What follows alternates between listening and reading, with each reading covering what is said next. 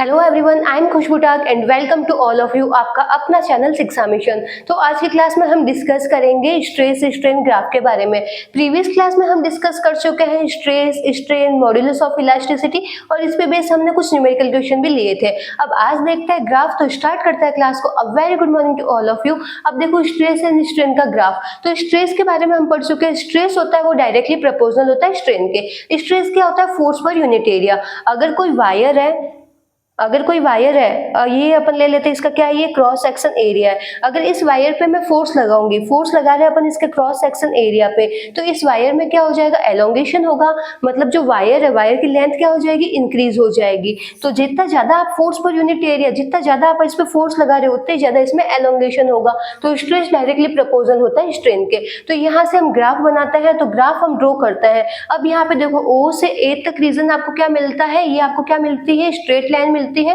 और प्रपोजल में आपको क्या मिलता है? स्ट्रेट लाइन मिलती है। तो O से A तक के रीजन में आपको क्या मिल रहा है? Stress directly proportional to strain. जितना ज्यादा आप इस पे फोर्स लगाओगे उतना ही ज्यादा इसमें एलोंगेशन होगा। तो ये वाला रीजन क्लियर हो गया आपको। O से A यहाँ पे क्या मिलता है? Stress directly proportional to strain. जितना ज्यादा फोर्स उतना ज्यादा एलोंगेशन। अब देखो रीजन A से B। A से B वाले रीजन में आप देख रहे हो, आपको जो ये यहाँ पे मिल रहा है, ये क्या मिल रही है? स्ट्रेट लाइन ना मिलकर आपको क्या मिल रही है? थोड़ी सी कर्व लाइन मिल रही है। मतलब यहाँ पे स्ट्रेस और स्ट्रेन आपस में डायरेक्टली प्रोपोर्शनल नहीं है। तो A से B तक के जो रीजन है, इसमें क्या होता है? स्ट्रेस और स्ट्रेन डायरेक्टली प्रोपोर्शनल नहीं होता है।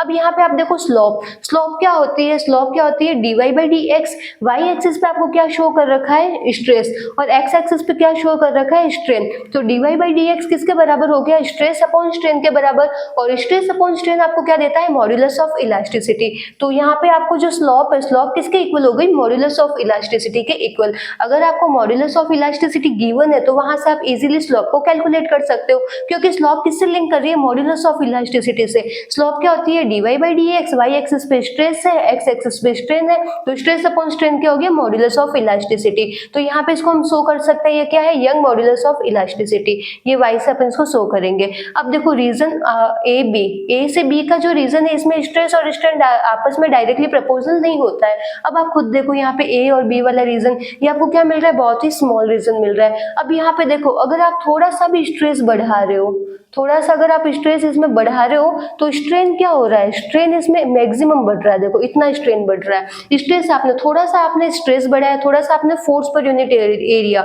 मतलब आपने फोर्स बढ़ाया, तो स्ट्रेन क्या हो रहा है? ज्यादा बढ़ रहा है। तो यहाँ पे क्या हुआ? डायरेक्टली प्रोपोर्शनल नहीं हुआ। डायरेक्टली प्रोपोर्शनल में तो क्या होता है? जितना ज्यादा फोर्स उतना ज्यादा स्ट्रेन। लेकिन यहाँ पे देखो, थोड़ा सा फोर्स दे रहे हो, थोड़ा सा स्ट्रेस आप बढ़ा रहे हो, तो इसमें स्ट्रेन क्या हो रहा है? ज्यादा बढ़ रहा है। जैसे ये वायर है, इस वायर पे मैं फोर्स लगा रही हूँ, ये इसमें एलोंगेशन हो रहा है, फोर्स लगा रही हूँ, एलोंगेशन हो रहा है। फिर एक लिमिट आ जाएगी जिसमें इसमें मैं थोड़ा सा भी फोर्स लगाऊंगी तो इसमें जो एलोंगेशन होगा वो क्या हो जाएगा? बहुत ही ज्यादा होगा। तो वो वाली जो लिमिट होती है वही यहाँ पे शो कर रहा है ए से बी।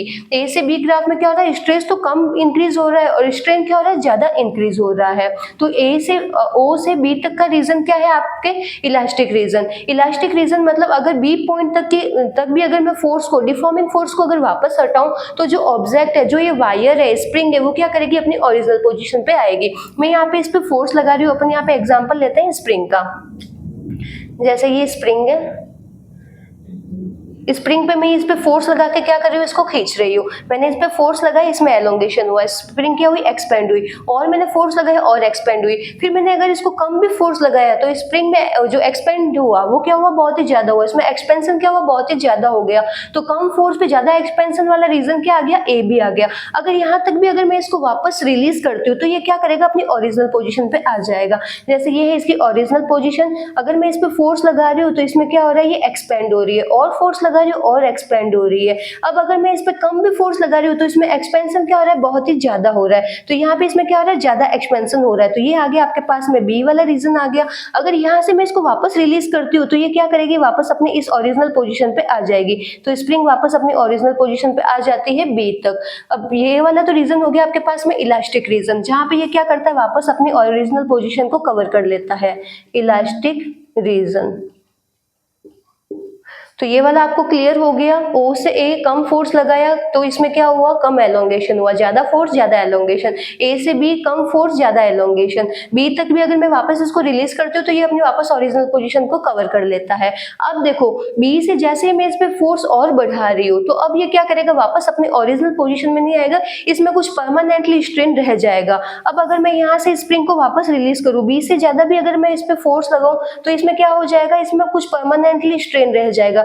ये जो स्प्रिंग है वापस इस पोजीशन पे ना आके इसी पोजीशन पे होल्ड कर जाएगी। तो ये वाला क्या हो गया, प्लास्टिक रीजन हो गया। तो बी से डी तक का जो रीजन है, ये वाला रीजन, इसको हम क्या बोलते हैं, प्लास्टिक रीजन बोलते हैं। तो प्लास्टिक क्या होता है, प्लास्टिक में अगर आप फोर्स लगाते हो तो उसमें क्या हो जाएगा, एलोंगेशन हो जाएगा। जैसे आप उसको वापस रिलीज करते हो तो उसमें परमानेंटली स्ट्रेन रह जाता है। तो बी से डी वाला जो रीजन है वो क्या है, प्लास्टिक रीजन। इलास्टिक रीजन जिसमें डिफॉर्मिंग फोर्स आप हटाते हो, ओरिजिनल पोजीशन को वापस कवर करता है। तो यहाँ पे आपको ये रैंडमली पॉइंट ले लिया इस लाइन से यहाँ तक, इस कर्व के बीच में मैंने कोई एक रैंडमली पॉइंट ले लिया सी, जैसे सी पॉइंट है। अगर यहाँ से मैं स्ट्रेस को वापस हटाती हूँ तो इसमें परमानेंटली डिफॉर्म रह जाएगा, ये वापस इसको कवर ना करके इस पोजीशन पे ही आ जाएगा।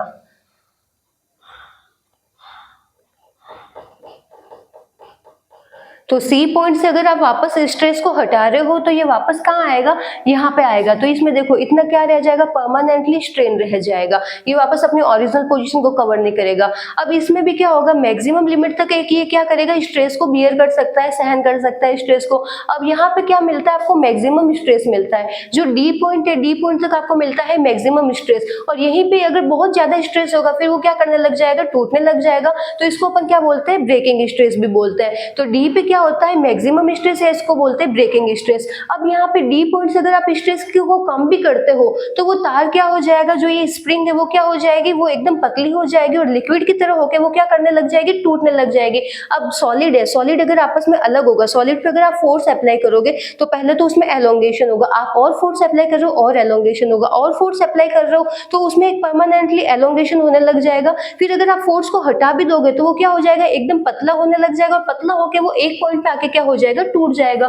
तो डी पे आपको क्या मिलता है, ब्रेकिंग स्ट्रेस, मतलब इसकी कंडीशन आ गई है ब्रेक होने की। अब वो वहां से ब्रेक होना स्टार्ट कर देगा। अगर आप उसको यहाँ से स्ट्रेस को कम भी करते हो, स्ट्रेस को हटा भी देते हो तो भी वो क्या करेगा, ई पॉइंट तक आएगा और वहां पे वो पूरा परमानेंटली ब्रेक हो जाएगा, तो टूट जाएगा। तो ई पे आपको क्या मिलता है, रैप्चर पॉइंट मिलता है। तो इस टाइप से यहाँ पे अभी हमने डिस्कस किया है, एक बार वापस देख लो। स्ट्रेस डायरेक्टली प्रोपोर्शनल होता है स्ट्रेन के। स्ट्रेस क्या होता है, फोर्स पर यूनिट एरिया, जितना ज्यादा फोर्स लगाओगे उतना ही ज्यादा इसमें एलोंगेशन होगा, change in dimension upon original dimension. Region O A, O और ए के बीच का जो रीजन मिलता है वो आपको क्या मिलता है, वहां पे स्ट्रेस स्ट्रेन के डायरेक्टली प्रोपोर्शनल होता है।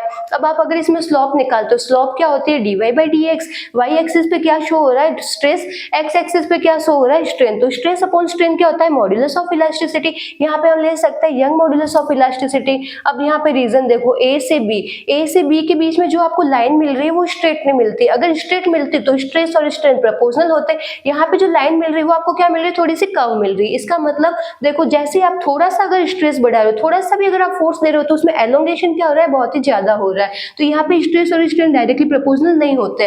बी क्या है, maximum elastic limit. B point तक मैक्सिमम इलास्टिक लिमिट मिलती है। बी पॉइंट तक भी अगर आप फोर्स लगाते हो, फोर्स को वापस हटाते हो तो वो वापस अपनी ओरिजिनल पोजीशन पे चला जाएगा। जैसे स्प्रिंग है, स्प्रिंग पे मैं मैक्सिमम फोर्स लगा दूं, अब मैं उसको वापस वहां से हटा दूं तो वो अपनी वापस ओरिजिनल पोजीशन पे आ जाएगी। तो वो जो मैक्सिमम फोर्स है वो क्या है, पॉइंट बी। बी पॉइंट तक वो आप वापस अपने मैक्सिमम पोजीशन, मतलब मैक्सिमम फोर्स लगाने पे भी ओरिजिनल पोजीशन को कवर कर सकता है। अब अगर आप उस पर और भी ज्यादा फोर्स लगा रहे हो तो स्प्रिंग क्या हो जाएगी, थोड़ी सी उसमें परमानेंट डिफॉर्म रह जाएगा। अब स्प्रिंग वापस अपनी ओरिजिनल पोजीशन पे ना आके थोड़ा सा उसमें क्या आ जाएगा, परमानेंटली डिफॉर्म रह जाएगा। तो बी से डी तक का जो रीजन होता है उसको क्या बोलते हैं, प्लास्टिक रीजन। तो इसको शो करने के लिए मैंने यहाँ पे कोई एक रैंडमली पॉइंट ले लिया सी। सी पॉइंट पे हम देखते हैं, सी पॉइंट से सी पॉइंट तक मैं यहाँ पे इस पे फोर्स अप्लाई कर रही हूँ, स्ट्रेस दे रही हूँ। सी पॉइंट पे अगर मैं स्ट्रेस को हटाती हूँ तो ये वापस अपनी ओरिजिनल पोजीशन ओ पे ना जाके किस पे चला जाएगा, ओ डैश, यहाँ पे चला जाएगा। तो यहाँ पे इसमें क्या रह गया, परमानेंटली स्ट्रेन रह गया। अब हर चीज की मैक्सिमम वैल्यू होती है तो यहाँ पे भी इसकी मैक्सिमम वैल्यू होगी। आप कितना ज्यादा उसमें स्ट्रेस दे सकते हो, और भी अगर आप ज्यादा उस पर स्ट्रेस दोगे तो डी आपको एक पॉइंट मिलेगा, वहां पे ये मैक्सिमम स्ट्रेस सहन कर सकता है। उसके बाद में जो वायर है वो क्या हो जाएगा, पतला होने लग जाएगा, और पतला होकर वो क्या करेगा, टूटने लग जाएगा। अब ये आ गया आपके पास में ब्रेकिंग स्ट्रेस। अगर आप यहाँ से स्ट्रेस की वैल्यू कम भी करोगे तो अब वो पतला हो गया, पतला होकर वो टूटने लग गया, तो अब वो टूट के ही रहेगा, तो ये क्या आ जाएगा, उसका रैप्चर पॉइंट आ जाएगा। तो ये अपन ने यहाँ पे पॉइंट कवर किए हैं, जिसको यहाँ तक नोट डाउन करना नोट डाउन कर लो, फिर हम देखेंगे इस पे बेस्ड कुछ क्वेश्चन। एक और इसमें समझ लेते हैं। अच्छा, ये हो गया प्लास्टिक रीजन और एक ये हो गया इलास्टिक रीजन और एक ये हो गया प्लास्टिक रीजन। अब आपको यहाँ पे तीन तरह के मिलते हैं।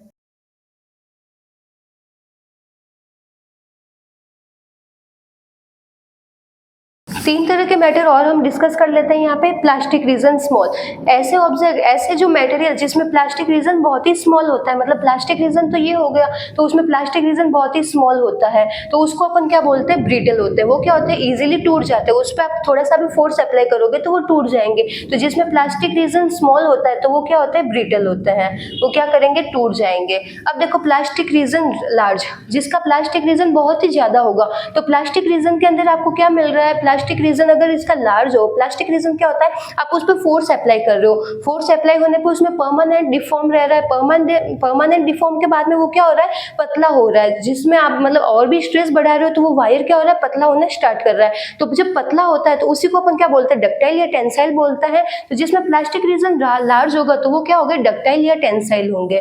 तो इसको बोल लेंगे अपन डक्टाइल या टेंसाइल। अब देखो नो प्लास्टिक रीजन, ऐसे मैटर जिसमें प्लास्टिक रीजन है ही नहीं, तो प्लास्टिक रीजन नहीं है तो उसमें क्या है, सिर्फ इलास्टिक रीजन है, तो उसमें क्या, उसको अपन बोलते हैं इलास्टोमर। तो तीन यहाँ पे आपको मेन मिलता है, क्या मिलता है, प्लास्टिक रीजन स्मॉल, जिसका प्लास्टिक रीजन बहुत ही स्मॉल मिलता है तो वो क्या है, ब्रिटल, वो इजीली ब्रेक हो जाएंगे। आप उस पर थोड़ा सा फोर्स लगाओ, पहले वो इलास्टिक लिमिट तक आएंगे, फिर उसके बाद में वो ब्रेक हो जाएंगे। फिर आता है प्लास्टिक रीजन लार्ज, जिसका प्लास्टिक रीजन लार्ज होता है। प्लास्टिक रीजन में आपको क्या मिलता है, जो वायर होता है, वायर क्या होता है, पतला होना स्टार्ट करता है, तो पतले होने के जो गुण होता है उसी को अपन क्या बोलते हैं, डक्टाइल या टेंसाइल बोलते हैं। तो वो आपको मैटर कैसे होंगे, डक्टाइल या टेंसाइल होंगे। नो प्लास्टिक रीजन, ऐसे मैटर जिसमें प्लास्टिक रीजन है ही नहीं तो उसको क्या बोलता है, इलास्टोमर। जैसे फॉर एग्जांपल रबर में क्या होता है, प्लास्टिक रीजन होता ही नहीं है। रबर को आप यहाँ से, रबर को अगर आप ऐसे फैलाओ तो वो बढ़ेगा, अगर आप उसको छोड़ो तो वो वापस अपनी ओरिजिनल पोजीशन पे आ जाएगा। तो रबर क्या है, इलास्टोमर है। तो इस टाइप से यहाँ पे हमने तीन डिस्कस कर चुके हैं। ये इसका ग्राफ, जिसको यहाँ तक नोट डाउन करना है नोट डाउन कर लो।